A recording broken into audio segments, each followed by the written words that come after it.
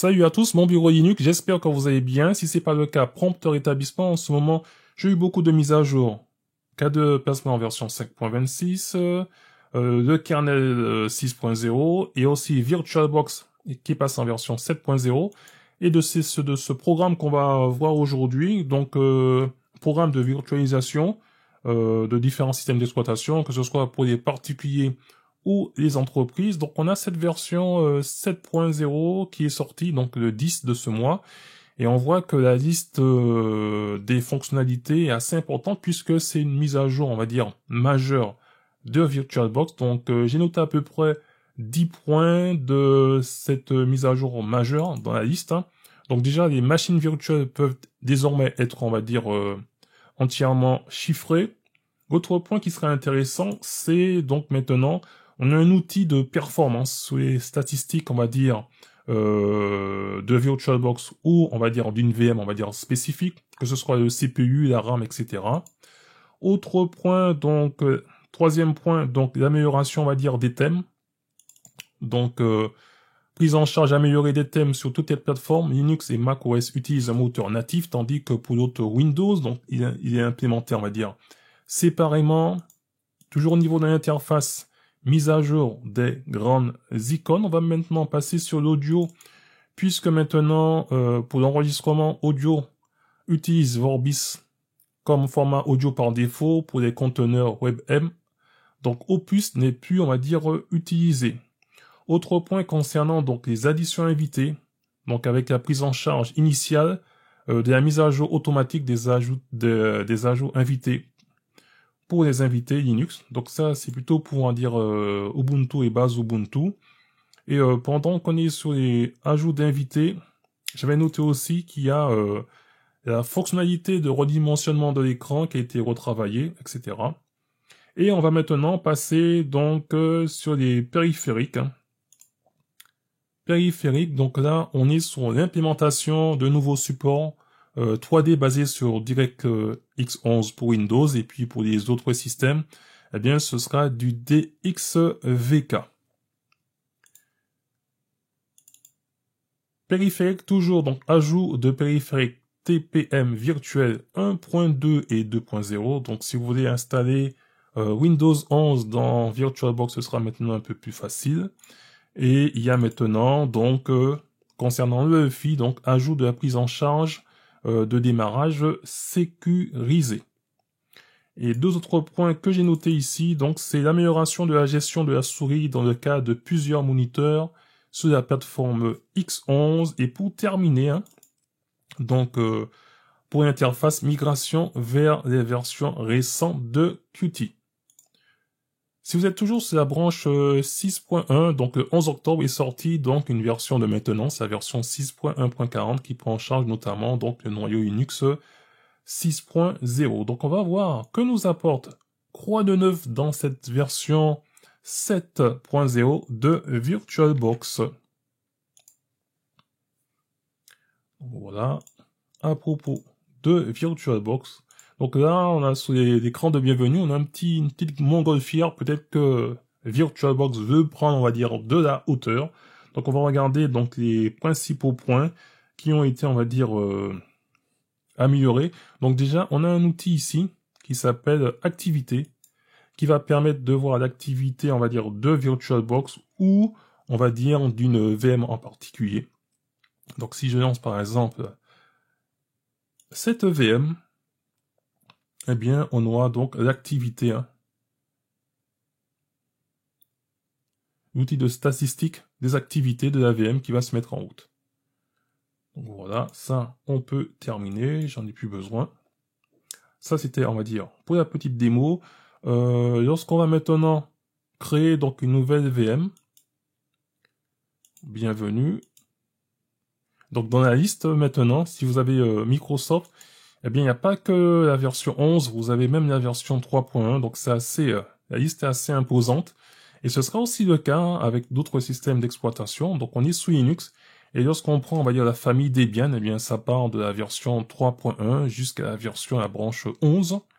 Et ce sera aussi le cas, donc pendant qu'on y est, on voit aussi qu'ils ont ajouté la PC Linux OS dans la liste, on va dire, par défaut des des distributions Linux, et puis après, Red Hat, il y en a aussi pas mal de versions, et ce sera aussi pareil concernant les branches Ubuntu, donc il y en a pas mal, de la 10.04 en LTS à la 22.04 LTS.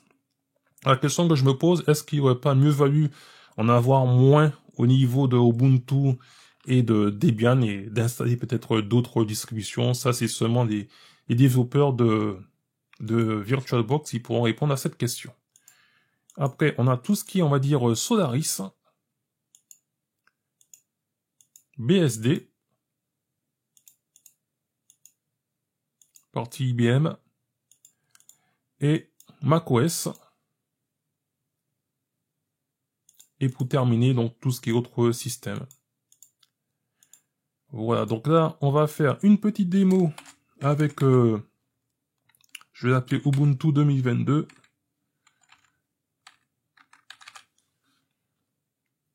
Donc j'aurais très bien pu dire, vu que j'ai récupéré l'ISO à 22.04, je choisis celle-ci dans la version, et lorsque je récupère l'ISO 22.04.1, eh bien automatiquement, là c'est grisé.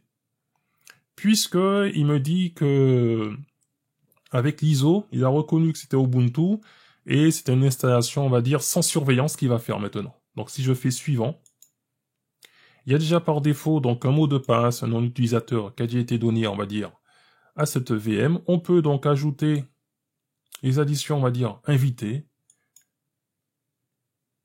Je vais rajouter de la RAM à la VM ainsi que le CPU. On peut activer le mode EFI. Donc je vais l'activer pour vous parce que c'est assez spécial lorsqu'on active le mode EFI dans l'installation, on va dire, en mode automatique. On va dire sans surveillance.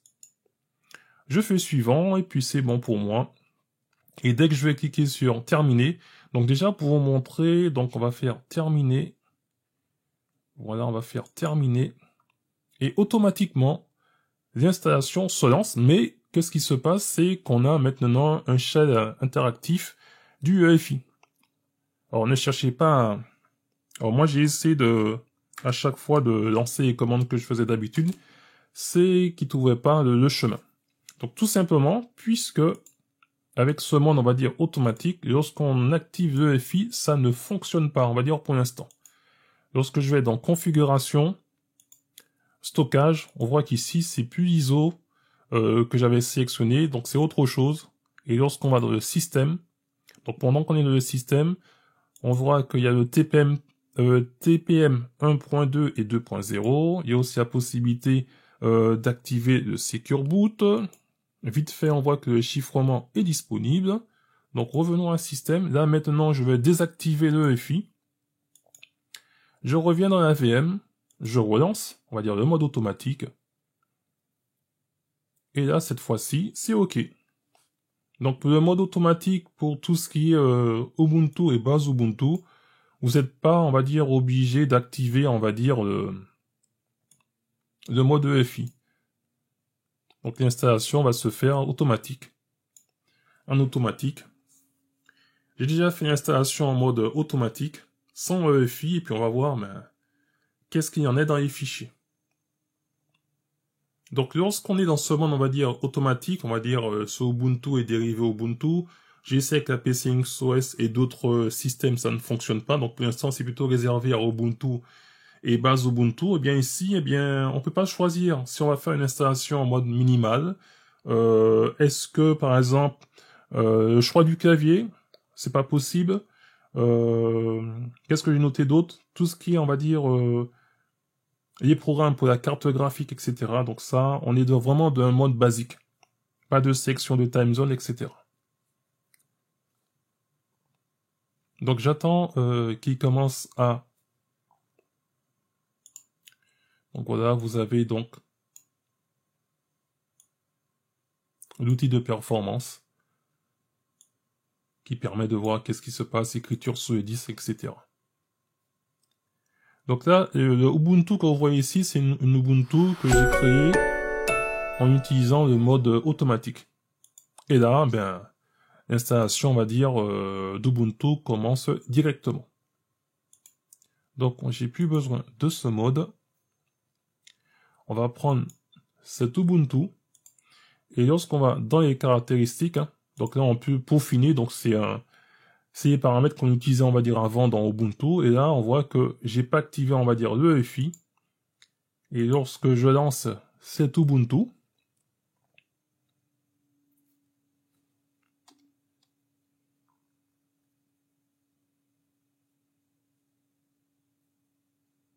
donc les additions invitées se sont installées correctement. Le mode VBox User, donc non donné par défaut. Et j'ai laissé donc le même mot de passe par défaut.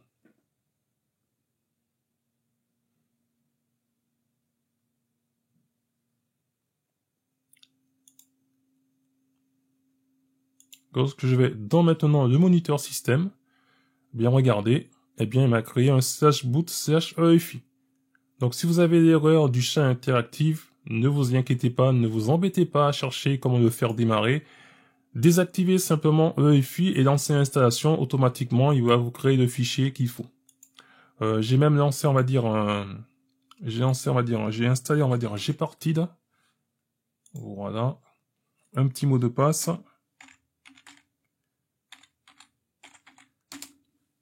Ça permet de vérifier, voilà, que la partition EFI a bien été, on va dire, installée. Même si vous ne cochez pas, on va dire, EFI dans le mode automatique. Et après, donc, on va regarder donc cette version d'Ubuntu. On va vite fait aller dans les paramètres. Donc, à propos d'Ubuntu 22.04.1.LTS et puis tout ce qui concerne donc le mode redimensionnement automatique, eh bien, c'est bon. Donc là, j'ai plus besoin de cette VM, donc je peux l'éteindre. Donc voilà, c'est simplement pour vous présenter donc cette version 7.0 d'Ubuntu qui a un mode automatique en fonction de l'ISO que vous allez sélectionner. Donc une dernière démo, hop, je vais faire une nouvelle ISO. Je vais l'appeler test. Dans le lot, je prends par exemple la PC Linux OS, et elle va me dire que il peut pas déterminer s'il va utiliser ou pas les additions invitées, on va dire, avec cette ISO, donc il faudra le faire de manière manuelle. Voilà. Et bien sur ce, je ne serai pas plus long, c'est simplement pour vous présenter donc cette nouvelle version 7.0 de VirtualBox qui apporte pas mal de nouveautés, notamment on va dire un outil de performance si vous voulez bencher, on va dire, plusieurs VM entre elles. Et puis je ne serai pas plus long, je vous dis à très bientôt pour une prochaine vidéo, et en attendant, gardez la forme et la santé. Bye bye.